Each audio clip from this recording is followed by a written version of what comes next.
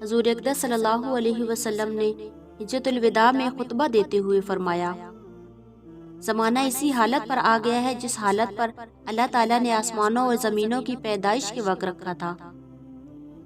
سال کے مہینے 12 ہیں، جس میں سے 4 حرمت کے مہینے ہیں، ذی القعدہ، ذی الحجہ اور محرم۔ یہ 3 حرمت کے مہینے پے در پے آتے ہیں، جبکہ چوتھا مہینہ حرمت کا رجب ہے۔ رجب صفر، جمادی الاخری اور شعبان کے درمیان آتا ہے۔ رجب کا مہینہ خیر اور برکت کے مہینوں کی کنجی ہے۔ فرمایا گیا ماہ رجب بیج بونے کا مہینہ ہے اور ماہ شعبان کھیتی کی سیرابی کا مہینہ ہے، جبکہ ماہ رمضان کھیتی کاٹنے کا مہینہ ہے۔ فرمایا گیا رجب کے مہینے کی مثال ہوا کی سی ہے اور شعبان کی مثال بادل کی سی ہے، جبکہ رمضان کا مہینہ رحمتوں کی بارش برسنے کا مہینہ ہے۔ بعض علماء فرماتے ہیں کہ سال کی مثال ایک درخت کی ہے۔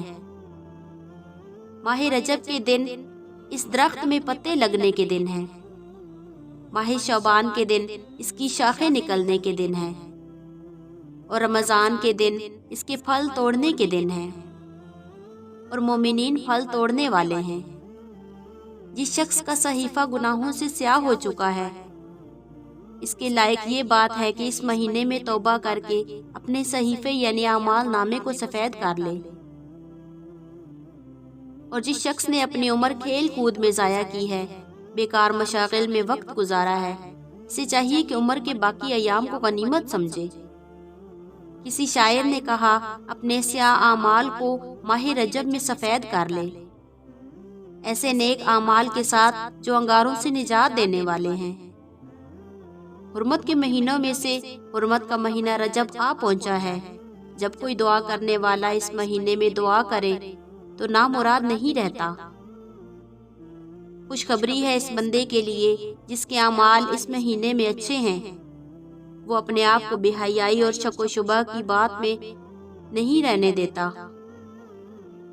فرصت کے اوقات کو غنیمت سمجھتے ہوئے اچھے عمل کرنا بہت غنیمت ہے۔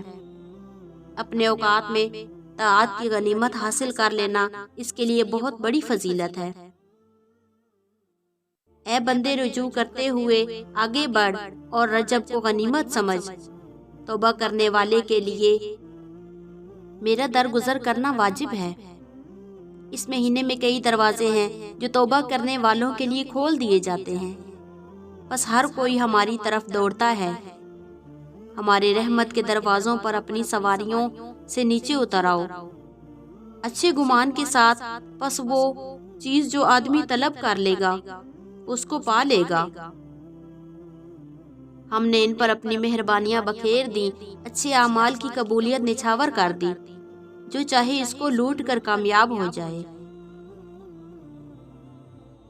فَلَا تَظْلِمُوا فِيهِنَّ أَنفُسَهُمْ، سو اس میں ظلم مت کر اپنے اوپر۔ یہاں مراد حرمت کے مہینے کہا گیا ہے۔ دوسری روایت میں فرمایا گیا کہ یہاں سال بھر کے تمام مہینے مراد ہیں۔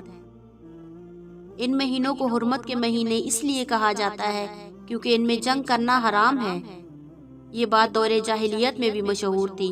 کہا گیا ہے کہ یہ حضرت ابراہیم علیہ السلام کے عہد میں کہا گیا ہے کہ عربوں میں ان مہینوں کی حرمت اس وجہ سے تھی تاکہ لوگ حج اور عمرہ ادا کر سکیں۔ چنانچہ ذی الحجہ اس لیے حرمت کا تھا کیونکہ اس میں حج ادا ہوتا ہے۔ ساتھ ہی ساتھ ذی القعدہ کی حرمت بھی رکھی گئی کیونکہ اس میں لوگ حج کے لیے سفر کرتے ہیں، اور محرم کی حرمت اس لیے رکھی گئی کیونکہ اس مہینے میں لوگ حج سے لوٹ کر خیریت سے گھر پہنچ جائیں۔ گویا کہ ان تینوں مہینوں میں حاجی حضرات اپنے گھروں سے نکلیں اور خیر و عافیت سے واپس پہنچ جائیں، جبکہ ماہ رجب کی حرمت اس لیے تھی کہ سال کے درمیان میں عمرہ ادا کیا جا سکے۔ بس جو لوگ مکہ کے قریب رہتے تھے وہ رجب میں عمرہ ادا کر لیا کرتے تھے۔ شروع اسلام میں اللہ تبارک و تعالیٰ نے جنگ کرنے کو حرام ٹھہرا دیا تھا۔ یا ایھا الذین آمنوا لا تحلوا شعائر اللہ ولا الشہر الحرام، اے ایمان والو، حلال نہ سمجھو اللہ کی نشانیوں کو اور نہ مہینہ کو ادب والے۔ واللہ اعلم۔